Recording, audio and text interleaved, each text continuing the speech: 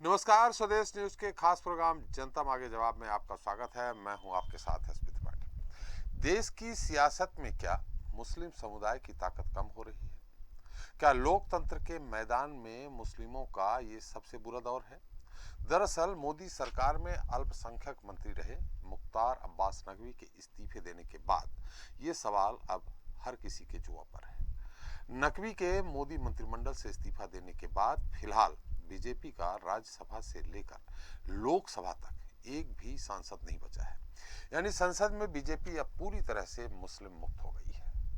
ये स्थिति तब है जब लोकसभा चुनाव में 2 साल से भी कम का समय शेष रह गया है। अब ऐसे में बीजेपी महामुकाबले के लिए मुस्लिमों को कैसे साधेगी, कैसे उनका मत हासिल कर केंद्र की सत्ता में काबिज होने की हैट्रिक लगाएगी, ये बड़ा और अहम सवाल है। वैसे इस समीकरण के बावजूद बीजेपी ने 80% मुस्लिमों का मत हासिल करने का लक्ष्य रखा है। लेकिन कहानी फिर उसी सवाल पर आकर ठहर जाती है जब सरकार में मुस्लिम नेता दरकिनार है। तो फिर देश की दूसरी सबसे बड़ी आबादी वाले मुस्लिम समाज का मत भारतीय जनता पार्टी को कैसे मिलेगा? इतना ही नहीं, राजनीति में 16% आबादी की हिस्सेदारी का आलम यह है कि 16 राज्यों में एक भी मुस्लिम मंत्री नहीं है। ये 16 वो राज्य हैं जहां बीजेपी सत्ता में है या फिर सरकार को उसका समर्थन है। भला ऐसे में मुस्लिम मतदाता कैसे बीजेपी का साथ देंगे? अब इसी का जवाब हम जानने की कोशिश करेंगे जनता मांगे जवाब में। आज के मुद्दे मुस्लिम सरकार में दरकिनार।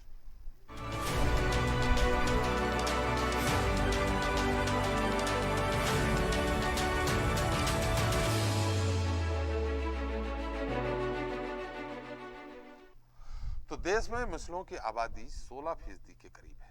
राजनीति के लिहाज से ये प्रतिशत बहुत ज्यादा और निर्णायक है। जी हाँ, किसी भी सियासी दल को अगर जीत हासिल करना है, सत्ता बनानी है, तो उसके लिए मुस्लिमों का मत हासिल करना जरूरी है। लेकिन बाकी दलों के मुकाबले बीजेपी एकदम अलग ट्रैक पर चल रही है। वो मुस्लिमों का वोट भी पाना चाहती है और उन्हें सरकार में हिस्सेदार भी नहीं बनाना चाहती है। बीते कुछ सालों के आंकड़े उठाकर देखें तो साफ पता चलता है कि टिकट देने से लेकर मंत्री बनाने तक बीजेपी में मुस्लिम दरकिनार रहे। लेकिन फिर भी बीजेपी लोकसभा से लेकर राज्यों में होने वाले विधानसभा चुनाव में जीत रही है। आखिर इसकी क्या वजह है? वहीं अब आगामी लोकसभा चुनाव के साथ ही राज्यों में होने वाले विधानसभा चुनाव में क्या बीजेपी को मुस्लिमों का साथ मिलेगा? चलिए इसे लेकर चर्चा शुरू करते हैं। उसके पहले देख लेते हैं हमारी एक खास रिपोर्ट। देश में आजादी के बाद पहली बार सत्ताधारी दल में एक भी मुस्लिम सांसद नहीं। नकवी के इस्तीफे से मोदी सरकार भी हो चुकी है मुस्लिम मुक्त। 16 राज्यों की सरकार में भी संख्या है 0। बड़ा सवाल, 2024 में बीजेपी कैसे हासिल करेगी मुस्लिमों का वोट? लोकसभा चुनाव 2024 की जंग को लेकर बीजेपी हर वर्ग को साधने में जुटी है। पार्टी का फोकस मुसलमानों पर भी है, जिनकी फिलहाल आबादी 16% है। लेकिन सवाल यह है कि इनका मत भारतीय जनता पार्टी को मिलेगा कैसे? दरअसल ये सवाल इसलिए उठा है क्योंकि केंद्र के साथ ही 16 राज्यों जहां बीजेपी की सरकार है या फिर सरकार को बीजेपी का समर्थन है, वहां मुसलमानों की हिस्सेदारी 0 है। बीजेपी में मुसलमानों की स्थिति को देखें तो भगवा पार्टी के पास आज लोकसभा और राज्यसभा को मिलाकर कुल 396 सांसद हैं। इनमें से एक भी मुस्लिम नहीं है। इसके अलावा बीजेपी के पास देश भर में 1379 विधायकों में कोई भी मुस्लिम चेहरा नहीं है। राजनीति में 16% आबादी की हिस्सेदारी का आलम यह है कि 16 राज्यों में एक भी मुस्लिम मंत्री नहीं है। देश में कोई भी मुस्लिम मुख्यमंत्री नहीं है। इसके बाद भी बीजेपी 2024 में 80% मुसलमानों के वोट लेने का लक्ष्य तैयार कर रही है। आपको बता दें कि 1952 में देश में मुस्लिमों की जनसंख्या 10% थी, जबकि लोकसभा में मुस्लिम सांसदों का प्रतिनिधित्व 4% था। वहीं 2019 में मुस्लिमों की जनसंख्या बढ़कर 15% हुई, लेकिन लोकसभा में मुस्लिम सांसदों का रिप्रेजेंटेशन 4.9% रहा। माना जा रहा है कि भारतीय संसद में मुस्लिमों के प्रतिनिधित्व का ये सबसे बुरा दौर है। अगर ज्यादा मुस्लिम आबादी वाले राज्यों में मुस्लिम विधायकों की संख्या देखें तो ये आजादी के बाद से ही जनसंख्या के अनुपात में कम रही है। 1961 से 2019 तक सबसे ज्यादा 28% औसत मुस्लिम आबादी वाले असम में कुल चुने हुए मुस्लिम विधायकों की संख्या 19% है। यूपी और बिहार जैसे राज्यों की बात करें तो यहाँ विधानसभा में मुस्लिम विधायकों का आंकड़ा 10% से कम है। सिर्फ बंगाल और केरल में मुस्लिम विधायकों का आंकड़ा 10% से अधिक है। आपको ये भी बता दें कि 2014 के लोकसभा चुनाव में बीजेपी ने 7 सीटों पर मुस्लिम उम्मीदवार उतारे थे, जबकि 2019 में सिर्फ 6 मुस्लिम प्रत्याशी बनाए गए। लेकिन आज की तारीख में बीजेपी का ना तो कोई लोकसभा में मुस्लिम सांसद है और ना ही राज्यसभा में। राज्यसभा की कुल 245 सदस्यों में अभी बीजेपी के 91 सदस्य हैं। बहरहाल अब ऐसे में बीजेपी ने 2024 में 80% मुस्लिमों का वोट हासिल करने का जो टारगेट सेट किया है उसमें वो कैसे कामयाब होगी। वहीं देखना यह भी अहम होगा कि मुस्लिमों को साधने के लिए कांग्रेस समेत दूसरे दल किस रणनीति को अपनाकर आगे बढ़ते हैं।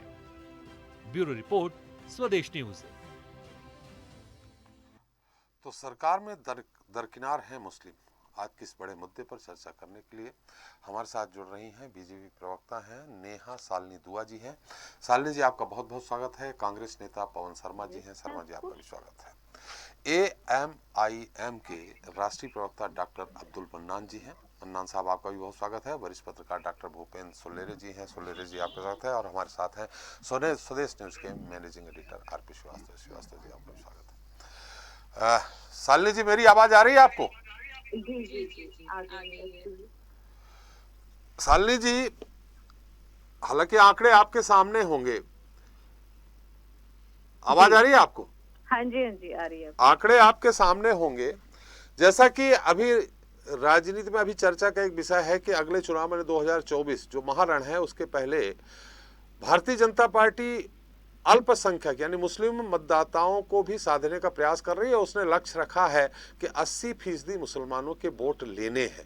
लेकिन आंकड़े जो है 394 राज्यसभा और लोकसभा मिला के हैं, एक भी मुस्लिम नहीं है।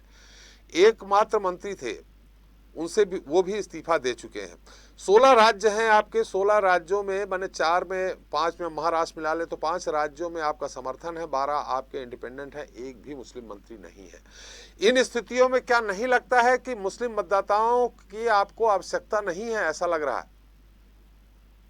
देखिए, ऐसा कुछ भी नहीं है। हाल फिलहाल में नकवी साहब का जो कार्यकाल है वो समाप्त हो गया था, इस वजह से उनको राज्यसभा से इस्तीफा देना पड़ा जी। और ये प्रोटोकॉल होता है जो जिसकी जितनी अवधि सीमा अवधि होती है उसी के अनुसार ही उसको राज्यसभा हो या लोकसभा का सांसद बने, तो ये सब तो उसी टाइम के अकॉर्डिंग ही चला जाता है। तो जब उनका कार्यकाल खत्म हो गया तो वो उन्होंने इस्तीफा दिया है, कोई उनको निकाला नहीं गया, हटाया नहीं गया।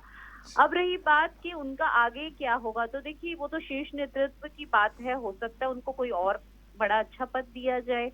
तो ये कहना कि भाजपा पार्टी में मुसलमानों के लिए कोई जगह नहीं है या मुस्लिम नेता नहीं है, तो ये बिल्कुल मैं इसे गलत मानूंगी। यूपी में हमारी जो कैबिनेट है उसमें काफी मुस्लिम विधायक हैं, और सॉरी कैबिनेट में नहीं, मुस्लिम विधायक काफी हैं। और अगर मुस्लिमों को सीट नहीं देती तो वो हमारी भाजपा पार्टी से सीट पे कैसे लड़ते और कैसे जीत के आते। तो कहीं ना कहीं मुस्लिम हमारे साथ हैं, लेकिन जो विपक्ष पार्टियां वो सिनेरियो बना देती हैं या कुछ मीडिया चैनल्स हैं वो धड़ल्ले से सिर्फ ये सिनेरियो बना देते हैं कि नहीं, भाजपा जो है वो मुसलमानों के अगेंस्ट है, मुस्लिम ना इनके पास नेता है ना ये मुसलमानों को कोई जगह देते हैं।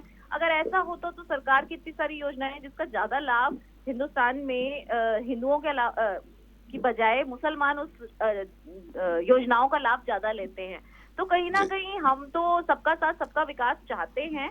अब ये डिपेंड करता है कि जो विपक्षी पार्टियां हैं वो चाहती हैं कि सिर्फ हमारा विकास और सिर्फ हमारा ही विकास और हमारी परिवार का विकास हो। तो हम सबके साथ सबको साथ लेके चलना चाहते हैं, और जो जिनका स्वागत है, जो हमारी पार्टी के साथ जुड़ना चाहते हैं मुस्लिम लोग, उनका स्वागत है। जो नहीं जुड़ना चाहते, जैसे अभी हाल फिलहाल की कुछ घटनाएं ऐसी हुई हैं कि योगी CM का टैटू बना के कोई मुस्लिम लड़का झंडा लेके बीजेपी का चला गया, तो उसको एक भीड़ ने खूब मारा पीटा और उसका बायकॉट कर दिया। कुछ एक मुसलमान लड़के ने बीजेपी का सपोर्ट किया तो उसको भी भीड़ ने मारा पीटा। तो ऐसा अगर करेंगे तो शालिनी मुझे जी, लगता है जान के ऐसा किया जा रहा शालिनी है। जी, यहाँ दो सवाल उठ रहे हैं आपके ही, जो आपने उत्तर दिया है उसी से दो सवाल उठ रहे हैं। एक, बीजेपी रणनीतिकारों की पार्टी है, ऐसा इस समय 2014 के बाद से जो सामने सिनेरियो आया है, जो सामने दिख रहा है, मुख्तार अब्बास नकवी जी का कार्यकाल समाप्त हो रहा है, उसके पहले कई राज्यसभा के कई राज्यों से चुनाव हुए, तो इन परिस्थितियों में किसी भी दूसरे अल्पसंख्यक मुस्लिम नेता को राज्यसभा बना दिया जाता, राज्यसभा में ले लेते। एक दूसरा, आपने उत्तर प्रदेश में बताया कि बहुत सारे विधायक हैं, आप तो यही बता दीजिए कि कुल टिकट कितनी दी बीजेपी ने, मुस्लिम कैंडिडेट कितने दिए हैं बीजेपी ने? देखिए, मैं आप पहले ही आपके सवाल का जवाब देती हूँ कि राज्यसभा से अगर उनका कार्यकाल खत्म हो रहा था नकवी साहब का, तो हमने आगे कहीं और उनको क्यों नहीं रिकमेंड किया। तो कार्यकाल तो खत्म होने देते, उसके बाद ही देंगे ना। तभी मैंने कहा हो सकता है कि उनके लिए कोई और पद सुरक्षित करके रखा हो भाजपा ने। तो ये तो शीर्ष नेतृत्व का अपना डिसीजन है, इसमें मैं कुछ भी बोलना यहाँ सही मैं ये नहीं कह रहा हूँ नकवी जी का कार्यकाल समाप्त हो तो बनाए। नकवी जी का कार्यकाल समाप्त हो रहा तो आपके पास बहुत सारे मुस्लिम और चेहरे हैं, उनमें से किसी को ले लेते आप। देखिए, तो अभी कौन सा राज्यों में बिल्कुल खत्म हो गया है, हम कहीं भी नॉमिनेट कर देंगे। और कई बहुत सारी जगहों पे हमारे चुनाव अभी आने वाले समय में 6-7 महीने में चुनाव हैं 2-3 राज्यों में। वैसे तो चुनाव चलते ही रहते हैं, लेकिन 3-4 राज्यों में जो चुनाव है वहां मुझे लग रहा है कि मुस्लिम कैंडिडेट्स को जगह दी जाएगी और भाजपा की तरफ से ही दी जाएगी। अब आपका दूसरा सवाल क्या था, एक बार आप दोबारा बोलिए। आपसे सिर्फ यही कि कुल विधानसभा सीट जितनी आपने चुनाव लड़ाए हैं पिछला चुनाव, उसमें से कितने कैंडिडेट आपने मुस्लिम बनाए हैं? भारतीय जनता पार्टी ने उत्तर प्रदेश में कितने कैंडिडेट मुस्लिम बनाए? देखिए, मेरे ख्याल से तो जो 5 से 10% है मुस्लिम कैंडिडेट थे, लेकिन अब कितने जीते बात उसके ऊपर आती है कि जीत के कितने। मैडम नहीं थे, मैडम नहीं थे। देखिए, अभी क्योंकि मेरे पास डाटा नहीं है, मैं अभी लेके आपको बता देती हूँ कि कितने मुस्लिम कैंडिडेट थे। और चलिए सपोज अगर कम थे, 5% से कम थे, तो मैं सिर्फ इतना जानना चाहूंगी कि जब कोई कैंडिडेट अपनी मर्जी से आएगा। जी मन्नान साहब मैं सवाल कर रहा हूँ, आपके पास आऊंगा। हाँ जी, जब कोई मुस्लिम कैंडिडेट अपनी मर्जी से आएगा और चुनाव लड़ना चाहेगा, तभी तो हम उसको चुनाव लड़ाएंगे। देखिए, मैं आपको बता दूं भुनाया जाए कि नहीं जी भाजपा के अगेंस्ट तुम हो या मुस्लिम कम्युनिटी के अगेंस्ट है भाजपा, और वो नहीं आए, तो फिर हम इसमें कुछ नहीं कर सकते। जबरदस्ती पकड़ के तो मुसलमानों साली जी बाकी राज्यों में, साली जी बाकी बता दो, उत्तर प्रदेश, बिहार, पंजाब, उड़ीसा, एक भी टिकट आपने नहीं दिया है मुसलमानों को। मैं सर त्रिपाठी जी, मैं आपको यही कहना चाह रही हूँ कि जब कोई मुस्लिम कैंडिडेट हमारे पास अच्छे होंगे तो देखिए हम उनको जरूर उतारेंगे, लेकिन कोई ऐसे कैंडिडेट हम उतारें जिनके जीतने की भी बिल्कुल भी उम्मीद ना हो या जिन्होंने जनता के लिए कोई काम भी ना किया हो, तो ऐसे कैंडिडेट्स को हम कैसे उतार दें? ये तो हर पार्टी का अपना प्रोटोकॉल होता है। जो कैंडिडेट काम करेगा, फिर चाहे वो हिंदू हो चाहे वो मुसलमान हो, उन्हीं को उतारा जाएगा। जो जनता की सेवा करेगा उसे ही उतारा जाएगा। तो जो उनसे कैंडिडेट होंगे हम उन्हीं को ही उतारेंगे। आप देखिए, अभी आजमगढ़ में हम जीते हैं, चाहे हिंदू कैंडिडेट था, जीते नहीं क्या हम? रामपुर में मुस्लिम बहुमूल्य इलाका है, वहां पर भी तो कितने मुस्लिम हैं। बिल्कुल, हम जीतने की बात ही नहीं कर रहे हैं, हम जीतने के, आप तो जीत रहे हैं। आपको बात कह रही हूँ, हम वही बात आपसे कह रहे हैं कि जो जनता की सेवा करेगा, वो चाहे फिर हिंदू हो, तो क्या दिक्कत है? हिंदुओं को क्या बैन है कि वो चुनाव नहीं लड़ सकते भाजपा के बैनर पे, या ऐसा कुछ है कि नहीं जी सिर्फ हिंदू ही लड़ेंगे? तो हम जो है सबका साथ सबका विकास चाहते हैं। जो भी अच्छा कैंडिडेट होगा, अगर वो मुसलमान भी होगा तो हम उसको उतारेंगे, पहले अच्छा कैंडिडेट तो हो। लेकिन ऐसे में कैसे मुस्लिम अच्छे कैंडिडेट आएंगे? 2014 में आप पूरे देश में केवल 7 मुस्लिम कैंडिडेट दिए, 2019 में पूरे देश में सिर्फ 6 मुस्लिम कैंडिडेट दिए, तो आएंगे कहां से? खैर, हम आपके पास आते हैं शालिनी जी। हमारे साथ पवन शर्मा जी हैं, कांग्रेस प्रवक्ता हैं। पवन जी मेरी आवाज आ रही है आपको? हाँ जी आ रही है। पवन जी, निश्चित तौर पे आपके यहाँ टिकट दिया जाता है, लड़ते भी हैं, लेकिन बावजूद इसके एक कहा कि पूरे देश में एक बड़ी आबादी है, 16% करीब मुस्लिम मतदाता हैं, बावजूद इसके बीजेपी लगातार जीत रही है। आपकी रणनीति में कहाँ गड़बड़ी हो रही है? देखिए, इसमें रणनीति की कोई गड़बड़ी की बात ही नहीं है। आप पहली बात तो ये देख लीजिए कि कांग्रेस पार्टी ऐसी पार्टी है जो सभी धर्मों को लेकर साथ में चलती है, जी। चाहे वो हिंदू हो, मुसलमान हो, सिख हो, ईसाई हो, कोई भी हो, जैन हो, पारसी हो, सबकी पार्टी है। किसी एक पर्टिकुलर किसी जाति विशेष की पार्टी भी नहीं है। जी। अभी आज अगर आप खुद देखेंगे करीबन 233 मुस्लिम एमएलए हैं जी। आज हिंदुस्तान में टोटल। जी। उसमें से मेरे हिसाब से 78 एमएलए सिर्फ कांग्रेस पार्टी के हैं। जी।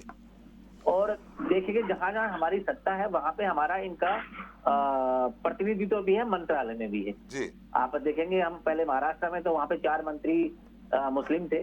अगर राजस्थान में अभी एक मुस्लिम है, छत्तीसगढ़ में एक ही एमएलए है, और बाकी अगर कहीं देखा जाए तो झारखंड में 2 है। तो इस हिसाब से हर जगह पे ऐसा नहीं है कि इनका प्रभुत्व नहीं है या इनको प्रतिनिधित्व नहीं मिला है। नहीं, आप हर दे जगह रहे हैं, मिला। मैं तो वही कह रहा हूँ। आप छत्तीसगढ़ की आपने बात की। मोहम्मद अकबर जो है छत्तीसगढ़ के सबसे पावरफुल मिनिस्टरों में से हैं। भूपेश जी के बाद वही पावरफुल हैं। मैं वही बात कर रहा हूँ। उसके बाद फतह बीजेपी की हो जाती है, आपके कैंडिडेट जीत जाते हैं, आप ज्यादा देते हैं। तो ये सर्वधर्म संभाव को लेके आप मान रहे हैं कि आप चल रहे हैं, लेकिन जी लहराता भगवा है राज्यों में। अब देखिए वो जनता के ऊपर है कि वो किस परिप्रेक्ष्य में जाती है, उसको किस हिसाब से बरगलाया जाता है। अगर आप खुद देखेंगे मोदी जी के अपने पुराने भाषणों में देख लीजिए, उनकी पुरानी नीतियों को देख लीजिए, जिसमें जो बातें करी थी वो तो उन्होंने कुछ भी नहीं किया।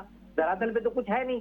हाँ, इनका एक टाइम जरूर आता है जब ये पोलराइजेशन की बात करते हैं और हिंदू मुस्लिम बनाने के काम बाद में ये एकदम ध्रुवीकरण कर देते हैं, जो कि भारत के लिए ठीक नहीं है, भारत की प्रभुत्ता के लिए ठीक, संप्रभुता के ठीक नहीं है।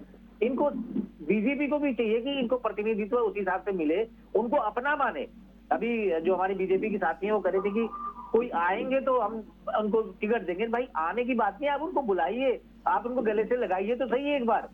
आप तो उनको लेकिन छिटका पवन जी, रहे हैं, आप आपने उनको गले बुला से नहीं रहे। लगाया, मानता हूं आपने गले से लगाया। उत्तर प्रदेश जैसे राज्य में आप 2 में सिमट के रह गए गले से लगा के, और वो पहुंच क्या गए करें? 250 से ऊपर 270 सीटें। देखिए अब वो जनता के ऊपर है। देखिए हमारा काम है जनता की आवाज बनना, जनता के मुद्दों को उठाना और जनता के लिए काम करना। अगर जनता नहीं चाहती है कि हम लोग नहीं आए तो कोई जबरदस्ती से कोई आ नहीं सकता। हाँ, ये पक्का रहा कि हम काम करते रहेंगे, चाहे जनता हमें चुने या ना चुने। जी। चाहे आज यूपी में आज 2 है, कभी ये लोग भी 2 ही हुआ करते थे, तो हो सकता है हम भी आगे बढ़ेंगे। और पॉजिटिविटी हमेशा बनी रहनी चाहिए, जनता के लिए काम करेंगे ना, आगे चुनेगी जनता। बिल्कुल, माने आप अर्श से फर्श पे आ रहा है, ये फर्श से अर्श पे जा रहे हैं। कभी ये भी तो थे। होता है, इसमें कोई बात ही नहीं है। जी। अब्दुल मन्नान साहब हैं। मन्नान साहब, कहा जाता है कि AIMIM जो पार्टी खड़ी हुई है विशुद्ध रूप से अल्पसंख्यक मतदाताओं यानी मुस्लिम मतदाताओं के दम पर खड़ी हुई है। इन स्थितियों में अब आपको क्या लगता है कि आप, जैसा कि माना जा रहा है कि आप अगर बाहर अपने जहां से आपकी पार्टी का उदय हुआ है उसके बाहर जाएंगे, मध्य प्रदेश में जाएंगे, उत्तर प्रदेश में जाएंगे, दूसरी जगह जाएंगे, वहां एक तरह से जो कांग्रेस के वोट हैं वो आप काटते हैं, जिसके कारण ध्रुवीकरण हो जाता है और बीजेपी जीत जाती है। देखिए ये तो कहना गलत है ना आपका जी। कि हमारी वजह से कांग्रेस हार जाती है। हम हिमाचल प्रदेश में नहीं लड़े, हम जी। उत्तराखंड में नहीं लड़े, जी। हम जो है जहां जहां छत्तीसगढ़ में नहीं लड़े। तो सवाल ये है कि जहां जहां हम नहीं लड़े वहां कांग्रेस क्यों हार गई? जी। कांग्रेस तो बार बार हार रही है, जगह जगह हार रही है। अभी आपने कहा कि बहुत अच्छा टॉपिक आपने लिया कि मुस्लिम प्रतिनिधित्व क्यों घट रहा है। जी। सबसे बड़ा सवाल है कि बीजेपी ये जो कहती है कि सबका साथ, सबका विश्वास, सबका विकास, ये सब मैं ढकोसला। वरना बीजेपी तो मुसलमान वोट जोड़ने की कोशिश नहीं करती है। मुसलमान के खिलाफ बीजेपी नफरत फैला के, चाहे वो 3 तलाक हो, चाहे ज्ञानवापी हो, चाहे ये हो, क्या नाम है, अभी आबादी के ऊपर बोले हो, या कोई भी मुद्दा हो, हिजाब हो, इसके खिलाफ बीजेपी मुद्दा बना के मुसलमानों के खिलाफ नफरत करके हिंदू वोटर को पोलराइज करके अपने पक्ष में ले आती है और उसके वजह से बीजेपी जीत जाती है। और बीजेपी को इतना चाहिए मुसलमान को, ये तो सिर्फ जबानी जमाखत है। वरना 20 करोड़ आबादी में मैडम बता रही थी कि हमारे पास कोई टिकट मांगने आएगा तो हम टिकट देंगे। अरे 20 करोड़ आबादी में आपको 500 आदमी नहीं मिलते हैं जिनको आप टिकट दे दो। रहा सवाल इसका कि कांग्रेस, समाजवादी, बहुजन ये नॉन मुस्लिम वोट को साधने में नाकामयाब हैं। जी और ये इनकी कमजोरी है कि आज ये सांप्रदायिक ताकतों के साथ सीना ठोक के नहीं खड़े हो पा रहे हैं। अगर मोदी जी कुछ बोलते हैं, अगर योगी जी कुछ बोलते हैं, तो इनका रवैया ढुनमुन होता है, चाहे समाजवादी हो, चाहे बहुजन हो, चाहे कांग्रेस हो। आपने उत्तर प्रदेश में कैंडिडेट खड़ा करके करीब 1.5 दर्जन सीटों में हरवा दिया अखिलेश जी को। अखिलेश जी कब से हार रहे हैं? अखिलेश जी जब से मुख्यमंत्री बने हैं 2014 में हारे, 2019 में हारे, 2017 में हारे, 2022 में हारे। और ये बताओ कि अभी आजमगढ़ में हमने कैंडिडेट तो नहीं खड़ा किया था, रामपुर में हमने कैंडिडेट तो नहीं खड़ा किया था। फिर कांग्रेस को क्यों, ये अखिलेश जी क्यों हार गए चुनाव, और क्यों हार गई डिम्पल जी चुनाव? उनके खिलाफ तो मैंने नहीं कैंडिडेट खड़ा किया था। हमने राम गोपाल जी के लड़के के खिलाफ तो कैंडिडेट नहीं खड़ा किया था। जी हमने जो है आज अखिलेश, आजमगढ़ से अखिलेश हार गए तो शर्म की बात है जी कि आप जो है, अगर ये लोग जो सो काल सेकुलर ताकतें हैं, सीधो सेकुलर जिनको हम कहते हैं, ये आज साफ हिंदुत्व का एजेंडा लेकर चल रहे हैं, चाहे समाजवादी पार्टी हो, चाहे बहुजन पार्टी हो, चाहे कांग्रेस पार्टी हो, और बीजेपी हार्ड हिंदुत्व का एजेंडा लेके चल रही। अब जो हिंदुस्तान का सबसे सेकुलर वोट है, कम्युनलिज्म और सेकुलरिज्म के बीच में हिंदुस्तान बटा हुआ है, जो हिंदुस्तान का सबसे बड़ा सेकुलर वोट है वो मुसलमानों का है, और वो अकेले पड़ जाता है। हिंदू भाई इनके कांग्रेसियों के, समाजवादियों के, बहुजनियों के साथ नहीं आते हैं, इसलिए चुनाव हार जाते हैं। तो फिर सवाल ये पैदा होता है कि 20% की आबादी, 20 करोड़ लोग अकेले जो है 120 करोड़ लोगों का मुकाबला कैसे करेंगे? जब अखिलेश यादव का वोटर बीजेपी को वोट दे देगा, जब मायावती जी का वोटर बीजेपी को वोट दे देगा, जब कांग्रेस के लोग अपनी जमानत जब्त करवा दे पूरे उत्तर प्रदेश में, ना इनके साथ ब्राह्मण है, ना इनके साथ यादव है, ना इनके साथ दलित है, तो हम इनको कहां तक, एक मुस्लिम कौम किसको संभालेगी? उसी पर कांग्रेस भी डिपेंड होना चाहती है, उसी पर बहुजन भी डिपेंड होना चाहती है, उसी पर समाजवादी भी डिपेंड होना चाहती है। आपको ये तो नहीं सवाल लगता, ये है- मन्नान साहब, आपको नहीं लगता है, आपने कहा कि कट्टर हिंदूवाद की बात करते हैं, कभी ये कट्टर मुस्लिमवाद रहा है, इस कारण कट्टर हिंदूवाद पैदा हो गया, और ये कट्टर हिंदूवाद पैदा हुआ, हिंदू यूनाइट हो गया, मुस्लिम डिवाइड हो गया। आपको नहीं लगता है? नहीं, कट्टरता की बात तो हमने कभी की ही नहीं। इस देश के मुसलमानों ने कभी कट्टरता की बात नहीं की। साली जी आपके पास आऊंगा, साली जी आऊंगा थोड़ा, मैं इनकी कट्टरता की बात करना चाहती हूँ। साली जी आ रहा हूँ आपके पास। अरे, मन्नान जी की बात आ जाए पूरी, बोल लेंगी। मन्नान साहब की बात आ जाए, मैं अभी आपको डाटा- पूरा मौका दूंगा, बहुत समय है। जी मन्नान साहब। अभी डाटा तो दे नहीं पा रही थी बेचारी जी। ऐसा है कि हमने कभी कट्टरता की बात नहीं। तो आप हमने जैसे कट्टरता लोगों को ध्रुवीकरण करवाते हो। जब कोई अच्छा कैंडिडेट ही नहीं होगा, जब कोई ऐसा काबिल मुसलमान ही नहीं आएगा अरे यार, सामने, इनको तो चुप कराओ ना, इनका साले जी हम आपके पास आ रहे हैं, आपको निश्चित उनकी बात सुन लीजिए, पॉइंट नोट कर लीजिए, जो भी नोट करना है आप उनके पूरी जो भी उन्होंने आरोप लगाए हैं आप उत्तर दीजिएगा। मन्नान साहब, जहां कट्टरता की बात है, तो ये कहते हैं लोहा लोहे को काटता है। कभी कट्टरवाद पहले था, अब कट्टरवाद दूसरी तरफ चला गया है। देखिए, कट्टरता की बात इस देश में मुसलमानों ने कभी नहीं किया जी। कभी उन्होंने ऐसा नहीं किया। उन्होंने पंडित नेहरू को अपना कट्टरता नेता की माना। बात फिर किसने की है हिंदुस्तान में? कट्टरता की बात किसने की है?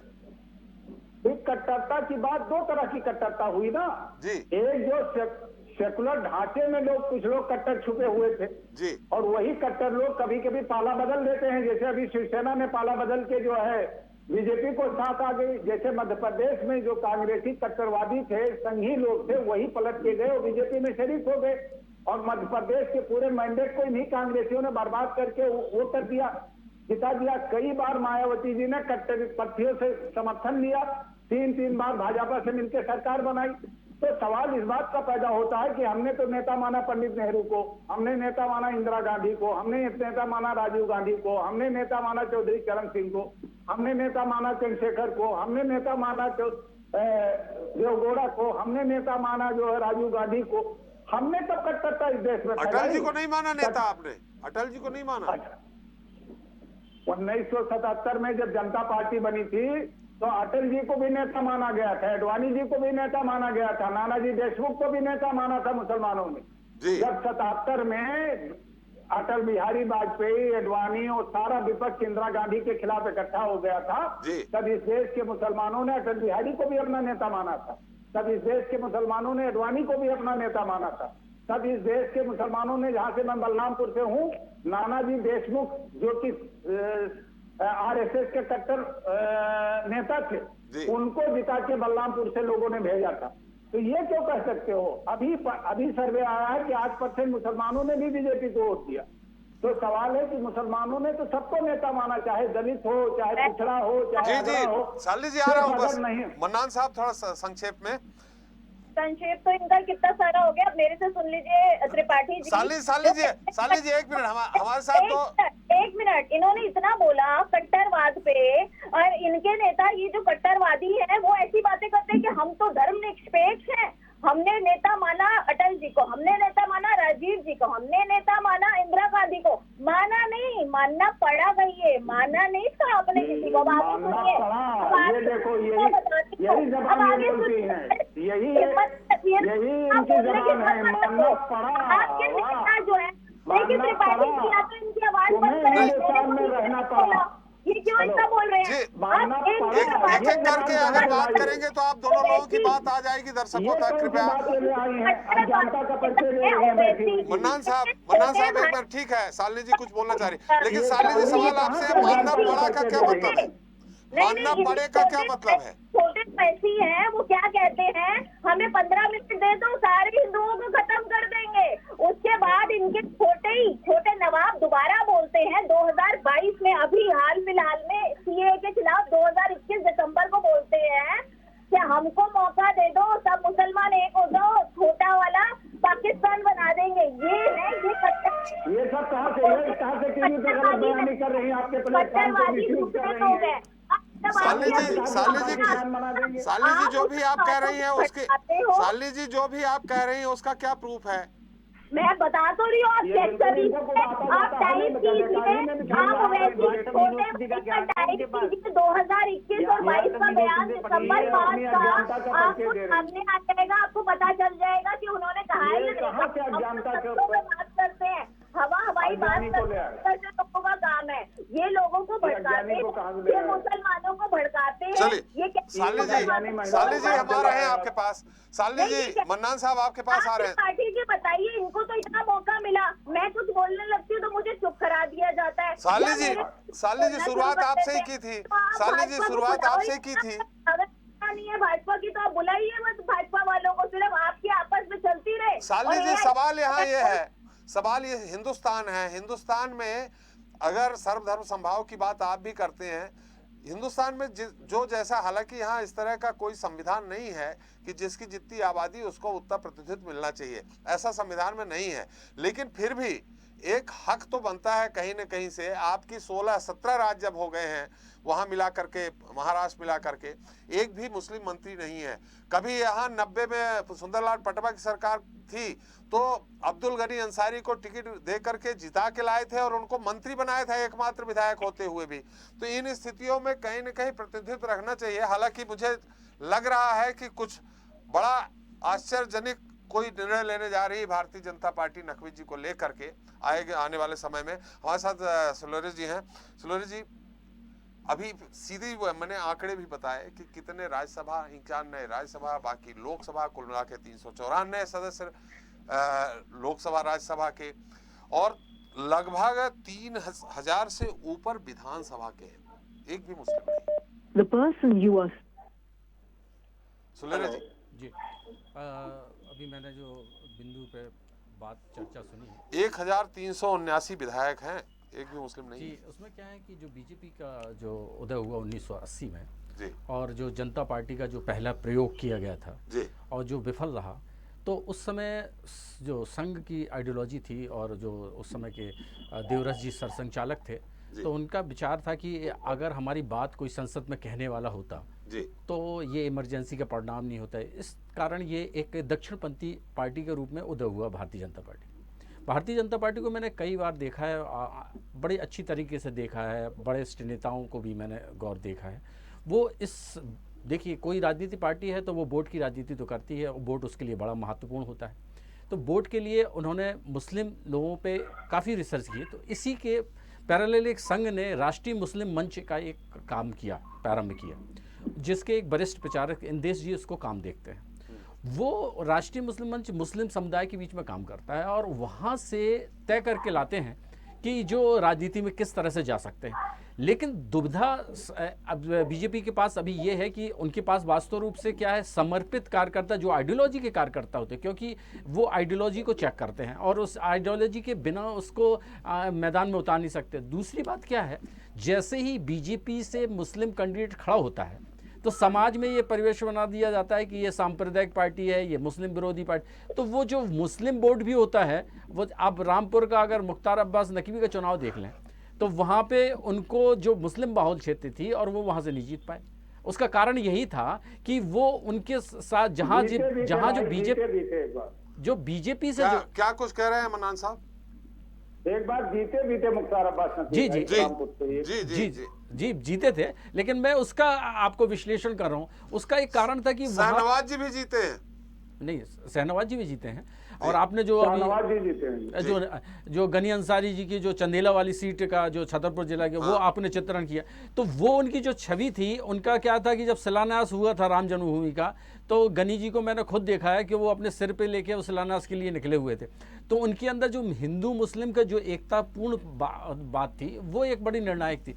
तो बीजेपी इस पे बहुत ही चिंतन कर रही है, उनके पास गिने चुने चेहरे हैं और वो आगे जाके, और ये भी सही है कि मुख्तार अब्बास नकवी के पार्टी में संगठन कुछ पॉजिटिव खबर अभी आ सकती है, क्योंकि मंगलवार से आज से शुरू है नॉमिनेशन उपराष्ट्रपति का। तो कुछ वही साले जी से बोलने वाला था, तो ऐसा कुछ निर्णय लिया जा सकता है। लेकिन ये बीजेपी अब मोदी जी की बीजेपी है, तो यहाँ पे जो आपको निर्णय और परिणाम और जो अपन पूर्व अनुमान लगाते हैं वो बिल्कुल लगाना कठिन सा हो गया है, क्योंकि जो राजनीति के जो परिवेश उनके देश में है वो बड़े ही साइलेंट तरीके से चलते हैं और बड़े ही वैलेंस से, जैसे आपने कहा कि एक रणनीतिकार पार्टी के रूप में काम कर रही है, तो निश्चित रूप से उन्हें 2024 का भी चुनाव देखना है। तो ये सारी जो चीज़ें हैं, तो मेरा ये बिल्कुल मानना है कि बीजेपी को जब बारीक से मैंने देखा है, वो इस चीज़ पे जो आज बहस जिस बिंदु पे है उस पर बहुत ही चिंतागत है और चाहती है कि उन्होंने जो अभी जो ट्रिपल तलाक का इशू हो,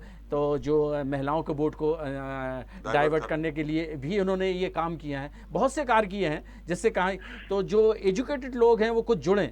लेकिन क्या होता है कि उसमें एक कारण हो जाता है कि उनके पास ये रिक्त का इसलिए वैक्यूम जो इसलिए है क्योंकि उनके जहाँ से वो बीजेपी का जो से कैंडिडेट खड़ा होता है और उनके यहाँ आपस में ही विरोध होने लगता है, तो ये एक सबसे बड़ा कारण है। इसलिए नकवी जी हार गए।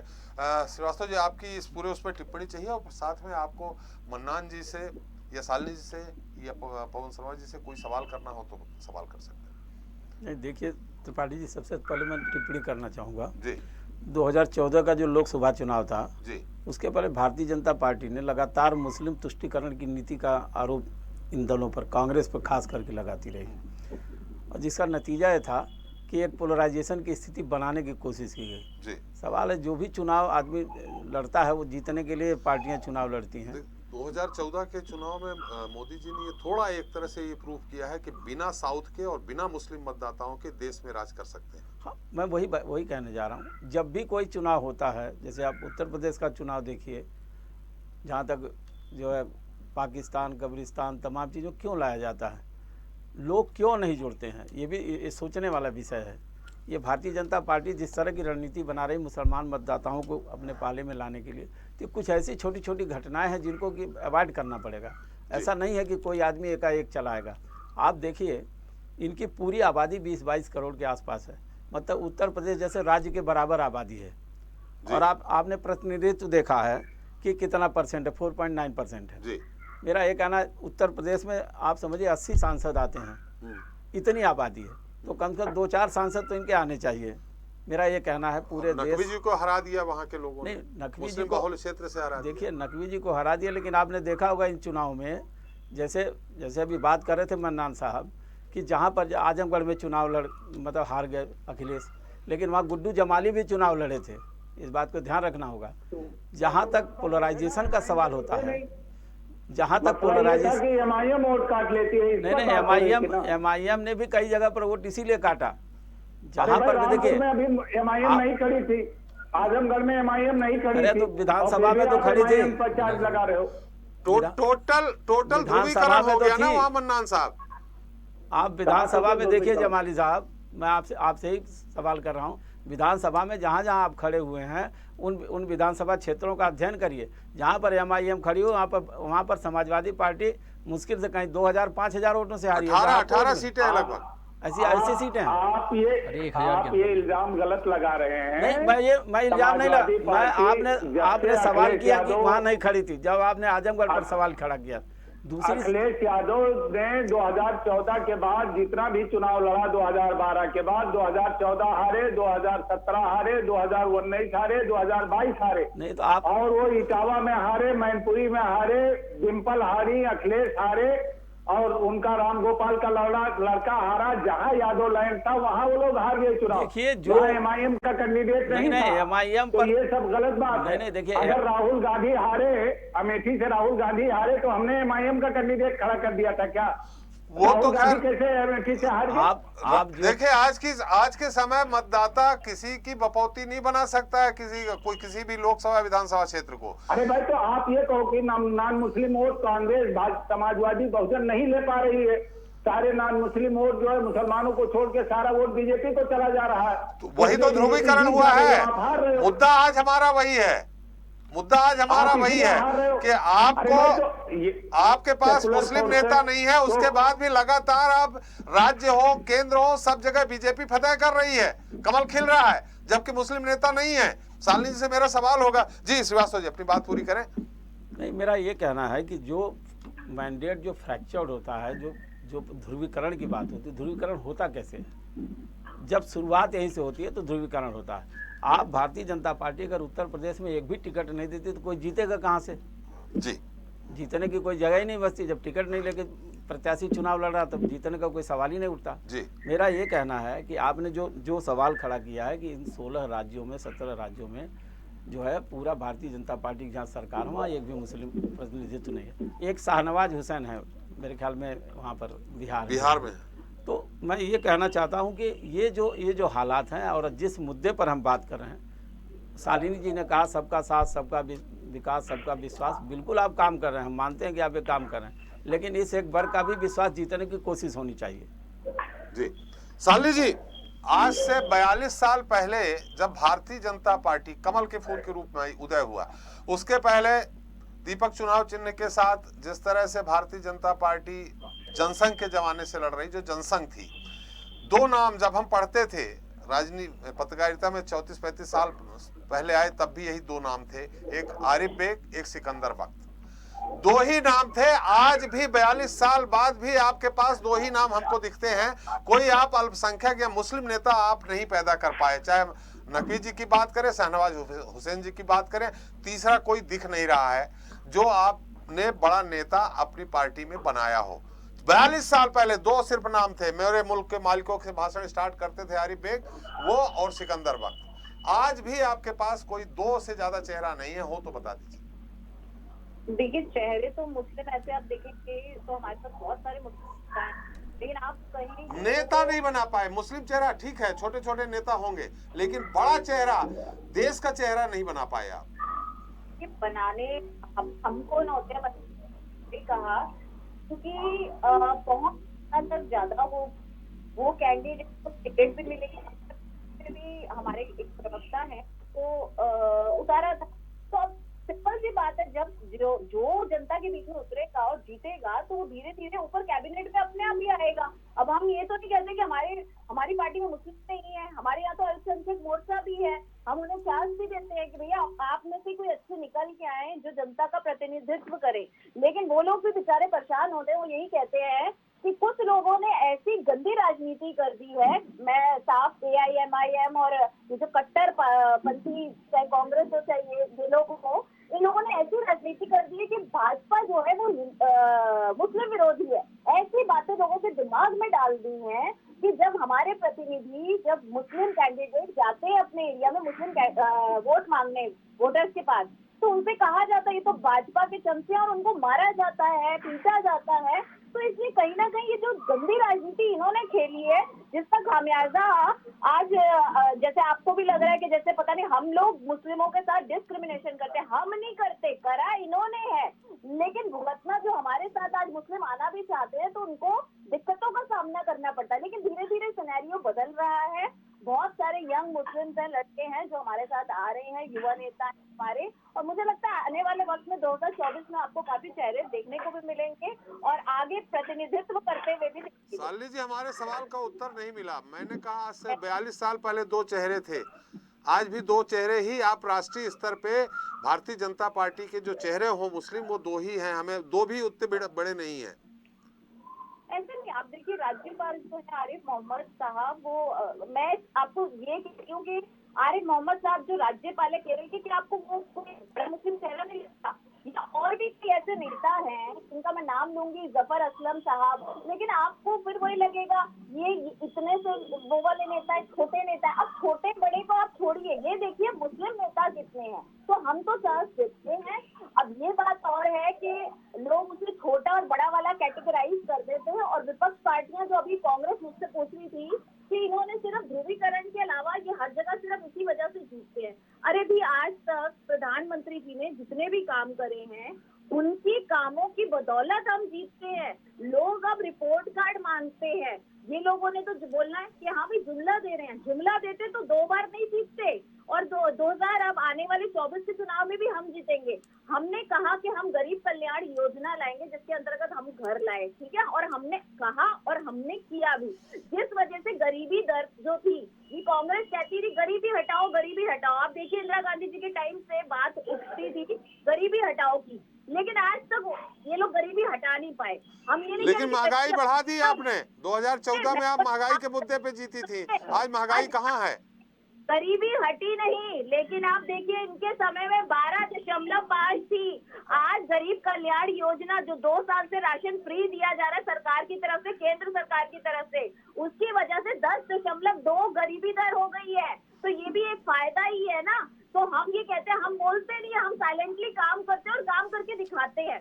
आज देश में IT गरीबी दर आपने कम कर ली, लेकिन मध्यम वर्गीय की कमर तोड़ दी। नहीं, किसी ने सोचा नहीं था कि टैक्स, मैं अभी उसी पे आ रही हूँ मध्यम वर्ग के लिए, किसी ने सोचा नहीं था टेक्सटाइल के बड़े बड़े IT पार्क बनेंगे। आज बन रहे हैं ना, एक तो गौतम बुद्ध नगर में ही बन रहा है और दूसरा जो है वो गुजरात में बन रहा है। तो आप बताइए, जिसमें एक IT पार्क में कम से कम 50 लाख लोगों को नौकरी दी जाएगी। तो आप ये कहना, लोगों का ये कहना है कि मोदी जी कर क्या रहे हैं, भाई मोदी जी ने क्या नहीं किया ये बताओ। आप लोग कहते हैं चलो सर्जिकल स्ट्राइक, ये लोग बोल, चलिए साली जी, समय काफी ले लिया बहुत मोदी जी ने। पवन जी का समय है। पवन जी, पूरी तरह से कांग्रेस पे ठीकरा फोड़ा गया है। हालांकि 2014 का जो परिणाम है वो निश्चित तौर पे कांग्रेस का जो एंटी इनकम्बेंसी था वो भाजपा ने पूरी तरह से भुनाया। पवन जी देखिए, अभी इन्होंने अपनी योजनाएं गिनाई, जी। अगर आज देखेंगे भूखमरी, साली जी आपका समय, आपने काफी समय ले लिया। आवाज बंद कर दीजिए, आप इनकी आवाज बंद कर दीजिए। साली जी क्योंकि इनको बहुत सुन आपका लिया काफी हमने। समय हो गया, हाँ, आपने काफी बहुत बात सुन लिया कही। इनको हमने। पवन जी की बात आने दीजिए। बहुत देर होगी इनको बोलते बोलते। साली जी, पवन जी की सुनिए बात आने पहले, दीजिए। सुनने का वादा रखिए अब आप। चलिए पवन जी। साली जी आपसे अनुरोध है, आपको मैंने पर्याप्त समय दिया, आपने अपनी पर्याप्त बात रखी। हमारे सवाल का उत्तर था कि चेहरे 2 ही रह गए आपके। हमारा सवाल ये था जी पवन जी, लेकिन आपने चेहरे कई बनाए पवन जी, लेकिन लगातार आप अर्श से फर्श की ओर आते जा रहे हैं, धरातल में आते जा रहे हैं। लगातार इनका ऑपरेशन लोटस चल रहा है, आपके एमएलए टूटते जा रहे हैं, 11 में से 10 टूट रहे हैं गोवा में। तो कहीं न कहीं आपके नेतृत्व की कमी है। ऐसा नहीं होता है कहीं पे भी। आज मैं सालनी जी की बातों का जवाब देना चाहूंगा। पहले तो जो उन्होंने बोला है कि अब महंगाई दर कम हो गई है, बेरोजगारी दर कम हो गई है, भूखमरी कम हो गई है। आज अगर देखेंगे तो भारत भूखमरी के इंडेक्स में सबसे ऊपर है। और दूसरी बात अगर देखें, अरे मैडम, मैंने आपकी आवाज नहीं तोड़ी बीच में, आप क्यों बीच में बोल रही है? वो तरीका रखिए थोड़ा बहुत। साली जी उनको भी अपने आंकड़े रखने दीजिए ना। तरीका नहीं है बिल्कुल भी, आंकड़े उनको भी रखने दीजिए। साली जी कृपया करके उनको भी आंकड़े रखने दीजिए। और इसने अपनी रिपोर्ट नहीं, IMF की रिपोर्ट बताओ और विश्व बैंक मैं आपकी रिपोर्ट बता रहा हूँ, आपकी रिपोर्ट बता रहा हूँ। गलत रिपोर्ट बता रहे हो। बेरोजगारी दर बता दीजिए कितनी है अब आपकी? 40 साल में सबसे ज्यादा। बोला है। भूखमरी में भारत इंडेक्स में कितने, कौन से नंबर पे है सबसे ज्यादा? भ्रष्टाचार जो कम करने की बात करते थे, कहाँ है भ्रष्टाचार कम? आपने 2 नंबर के रुपए कम खत्म करने की बात करी थी, कहाँ है वो 2 नंबर खत्म होने वाली बात? अरे आप बातें करिए, बातें ज्यादा करती है, काम लोग आप लोग कम करते हैं। आप लोगों ने सिर्फ पोलराइजेशन किया है, इसके अलावा कुछ नहीं किया। आज भी पूरी जितनी भी राजनीतिक दल है वो प्रधानमंत्री जी से बोल रही है, प्रधानमंत्री जी क्यों बोलिए, जो भारत के अंदर ये जो विषाणु फैल रहे हैं उसको रोकिए। आप जैसे जो प्रवक्ता यहाँ बैठ जाते हैं वो जो पोलराइजेशन की बात करते हैं, इनको जरा कुछ समझाइए। भारत जो है पवन जी आप ठीक है पोलराइजेशन ध्रुवीकरण करके जीत जाते हैं, लेकिन आप अपना घर क्यों नहीं बचा पा रहे हैं? लगातार टूटते जा रहे हैं। देखिए ऐसा ना, कोई भी राजनीतिक दल जब सत्ता में नहीं होता है, और आज की मैं देख रहा हूँ, आज जो एक विचारधारा वाली जो पार्टियां होती थी वो विचारधारा आज खत्म होती जा रही हैं, क्योंकि प्रलोभन दिया जा रहा है। सबसे ज्यादा आज 4,000 करोड़ रुपए का इनको चंदा मिलता है, दूसरी पार्टियों को चंदा नहीं मिलता। पूरे पैसे में पूरा खरीद फरोख्त होती है, इनकी होस्ट ट्रेडिंग होती है, साले जी एक मिनट, साले जी सुन लीजिए, सारा कुछ काम किया जा रहा है। पूरी डरा धमका के जो भी काम हो सके वो भाजपा आज कर रही है। जहां इनकी सरकारें नहीं है वहां साम दाम दंड भेद से इनको सरकारें बना रही हैं। तो ये कोई राजनीति थोड़ी है इन लोगों की, ये राजनीति को इन्होंने एकदम निकृष्ट बना दिया भाजपाइयों ने। नहीं, वो सब सारी चीजें ठीक है, ये तोड़ रहे हैं, आप कहेंगे ईडी सीडी दिखा के तोड़ रहे हैं, लेकिन आपके एमएलए टूट क्यों रहे हैं? ईडी कहीं ना कहीं भ्रष्टाचार में फंसे होंगे, तब तो ईडी का भय है उनको। देखिए आज मैं कहता हूँ किसी एक आदमी की पूरी चेक करवा लीजिए, अगर वो अपना हिसाब किताब दे पाए तो आपका ही करवा लो, आपकी मेरा करवा लो जी। आपसे अगर एक एक चीज का हिसाब मांगा जाए तो आपके पास जवाब नहीं है, आपको फंसा लिया जाएगा इनके द्वारा, ट्रैप किया जाता है इनके द्वारा, और ट्रैप के द्वारा ही जितने भी है आपको पहले ये एक ब्रीफ केस दिखाते हैं, फिर जेल का डर दिखाते हैं, तो आदमी क्या करेगा? उन्हीं के साइड में जाएगा। तो ये तो पूरा का पूरा जो है आज चुनाव परिणाम मोदी जी को पूर्ण बहुमत के साथ सरकार बना ली, 14 बना ली, 19 में बना ली। उस समय कहाँ जेल का भय किसको दिखा दिया भाई? पवन जी मेरी आवाज आ रही? चल लगता है हाँ पवन जी मेरी आवाज आ रही? हेलो पवन जी मेरी आवाज आ रही है आपको? लगता है। चलिए मन्नान साहब के पास एक बार फिर चलते हैं। मन्नान साहब, अगर कट्टर हिंदू की बात करके भारतीय जनता पार्टी लगातार अपना परचम लहराती जा रही है, इन स्थितियों में आपने भी एक विचारधारा के साथ अपनी पार्टी ओवैसी जी ने खड़ी की है, रोकने का क्या उपाय है आपके पास इनकी फतह को? देखिए जो सेकुलर पार्टियां हैं ये तो अब भाजपा को नहीं हरा पाएंगी जी, इनके बस का नहीं है, क्योंकि इनके साथ नॉन मुस्लिम वोट है ही नहीं। अब सिर्फ और सिर्फ एमआईएम एक ऐसी पार्टी है, असदुद्दीन ओवैसी एक ऐसा नेता है जो मोदी जी के सवालों का जवाब दे सकता है, और संसद में दो बार सांसद रत्न पा चुके हैं, और वो आदमी जो संविधान का ज्ञाता है वही आदमी जो है मोदी जी से टक्कर ले सकता। तो उनके बारे में भी ये भ्रांति है कि वो कट्टर हैं, कट्टर मुस्लिम हैं। नहीं, ये तो गलत भ्रांति है ना। 44 में से हमारे पास 6 लोग हैदराबाद में हिंदू भाई हमारे जो है कारपोरेटर है जी, और वहाँ मोदी जी योगी जी सब गए थे जी। हेलो, और वहां से मुंह खा के आए, अमित शाह जी मुंह खा के आए। 44 हमारे कारपोरेटर थे हैदराबाद में, एक भी सीट अमित शाह जी और योगी जी नहीं जिता पाए। हमारे जितने भी हिंदू कैंडिडेट थे सब जीते हैदराबाद में। ये लोग बेसिकली तो अखिलेश को हरा रहे हैं, ये लोग बेसिकली राहुल को हरा रहे हैं, ये लोग बेसिकली जो है मायावती को हरा रहे हैं, ये लोग तेजस्वी यादव को हरा रहे हैं। ये हमें कहाँ हरा रहे हैं? हमें तो मुसलमानों ने कभी वोट नहीं दिया भाई। अरे भाई ये शालिनी जी जो है ये बार बार अपनी अज्ञानता का परिचय देती है। शालिनी जी आप ही से समाप्त करेंगे, आपके पास आएंगे। कौन हारा है? ये बार बार अज्ञानता का परिचय आप देती हैं। इन्होंने कहा कि वो इसी ने कहा कि हम छोटा शालिनी जी एक मिनट सुन तो लीजिए। शालिनी जी हम अभी आपके पास फिर आ जाएंगे। शालिनी ये ज्ञानी महिला कहाँ से ले आए हैं आप? इसको को कोई ज्ञान ही नहीं है इस महिला को। चलिए चलिए, अरे ऐसे पागल लोग होते जो ऐसी बातें करते थे, मेरे से तो हो गए। ये कह रही है कि ओवैसी ने कहा हम छोटा पाकिस्तान बना देंगे। बताओ ये कहा, कब कहा? और जहां तक ये अकबरुद्दीन ओवैसी की बात करते हैं, अकबरुद्दीन ओवैसी हैदराबाद के कोर्ट से बाइज्जत बरी हो चुके हैं। चलिए, उनके ऊपर उंगली तुम्हें लेकिन नहीं आप उठा सकती बोल है। रहे हैं, लेकिन आप बोल रहे हैं जो मतदाताओं के मन में है कट्टरता, चाहे उधर हो चाहे कट्टरता आपकी तरफ हो, ऐसी स्थिति में 16% मत लेकर के 16% अगर पूरे मुस्लिम भाई आपके साथ ही चले जाते हैं तो भी आप क्या हिंदुस्तान में या किसी राज्य में सरकार बना पाएंगे? हम सिर्फ क्या मुसलमानों से वोट मांगते हैं क्या? जी, हमारी पार्टी सबकी पार्टी है। अभी जी। यूपी में हमने ब्राह्मणों को टिकट दिया, हमने दलितों को टिकट दिया, हमने सबको टिकट दिया। जी। हमारे 5 कारपोरेटर हैदराबाद में हिंदू भाई हैं, हमारे जो है औरंगाबाद में 5 कारपोरेटर हैं। हम तो हिंदू मुसलमान सबको लेके चलने की बात करते हैं। हम कोई बीजेपी थोड़े हैं कि एक तरफा चलते। और हम अगर हमारे साथ जो है जब आएगा तो हम बराबर इंसाफ देंगे। हम किसी हिंदू मुसलमान की बात नहीं करते, हम भारत के संविधान की बात करते हैं। हम वो बात करते हैं लेकिन कि जो 3 बापू तलाक के की आपने हत्यारे बात थे, की, 3 तलाक के कारण उत्तर प्रदेश में मुस्लिम महिलाओं ने जो अंकगणित है, जो अंदर खाने की खबर है, मुस्लिम महिलाओं ने काफी वोट किया है कमल को। भाई आप ऐसा है कि मुस्लिम महिलाओं की बड़ी चिंता है ना, तो मुस्लिम महिलाओं को क्यों नहीं रिजर्वेशन दे देते हो 5% मेडिकल में और IAS में और इसमें इंजीनियरिंग में? जी। मुस्लिम महिलाओं के लिए जबानी जमा खर्च मानने में बहुत माहिर हो। 3 तलाक का मामला क्या? 3 तलाक में यह है कि एक आदमी एक औरत को तलाक दे देगा, उसके बाद औरत जाएगी थाने में, मर जाएगा जेल में और 3 साल तक बच्चे उसके मारे मारे फिरेंगे। यही तो मामला है। और जो है नॉन मुस्लिम अगर तलाक देगा तो उसको 1 साल की सजा, और मुस्लिम अगर तलाक देगा तो उसको 3 साल की सजा। जब वो चला जाएगा जेल में तो उसके बच्चों का क्या निकाह होगा? करने के बाद 3 तलाक देना क्यों? 3 तलाक में कोई जरूरी थोड़े है। हमारा समाज उस पर विमर्श कर रहा, विचार कर रहा।